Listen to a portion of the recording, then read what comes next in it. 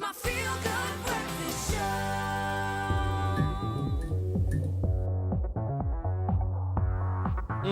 Yeah, feel it, feel it. Well, listen, when we're talking the best in fashion news for the here and now, of course, we can only be talking about one thing: Fashion Fix on your feel-good breakfast show, and always on Vogue, always on time. This is your style destination for the biggest news in the business trending across the globe and here at home. And of course, our style squad is in the building. Expresso fashion editor Nick Strelitz and strategist and creative director Seth Shezi. Please pose for the camera. A chicka, a chicka, a chicka. Gentlemen, welcome. Good to have you here. Hey, Kat. Nick, you got the word on the street and what's happening on these international streets.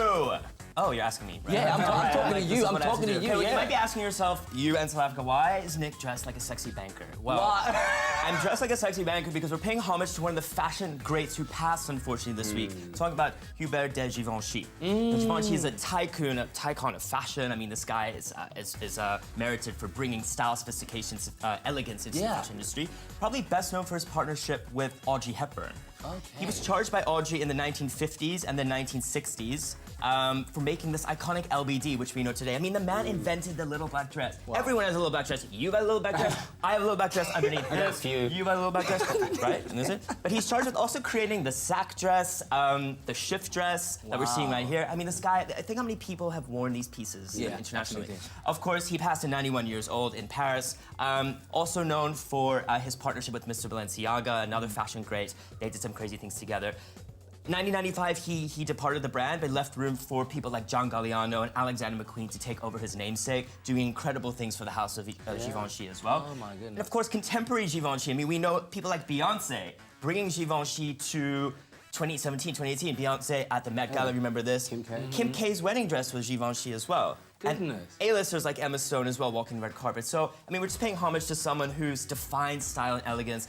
Nice quote from Givenchy: "The dress must follow the body of a woman, not the body following the shape of the dress." Wow. It's a nice way to end it. So that was the most comprehensive history lesson I've ever heard right? about any fashion brand in the world. I'm gonna text you the rest later. Thank you very much. Seth, let's get local. What's happening? Is it So, lekker? in local news, basically from one legend to hopefully people who will rise to be legends as well, we're talking about Airfire's Cape Town Fashion Week. This kicks off next week. And this time around, Airfire basically claiming this is the most reclaimed, reimagined, and reinvigorated one they've shown yet. Oh, wow. Now, that still stands to be seen. What we know so far is that along with our local designers like Nicholas Coots, Craig Port, Maklosa will be showing, as well as Imprint, we are seeing a whole host of Pan-African designers descending down to what is probably for Africa the biggest stage for fashion, which is Cape Town. And we'll be seeing designers from Morocco, DRC, Senegal, coming all down to show next week. One of the exciting things when I was looking at the lineup was basically getting to see that all of these designers are well established and they've decided they want to show here and portray in this big stage. Yeah. So I've got 3 designers that I'm really excited to see. One of them is Adama Paris. So she is for Senegal. Actually, the last look is actually hers. She's from Senegal and she showed last year as well. And for me, it was categorically like one of my favorite shows. We've got Tongoro, who's also hails from Senegal. That's her stuff. And she plays around with volume and proportions. Yes. Yeah, and actually there's a lot of controversy around that purse. It's a weapon. And so I wish she actually did menswear. And then finally, Adele Dejac.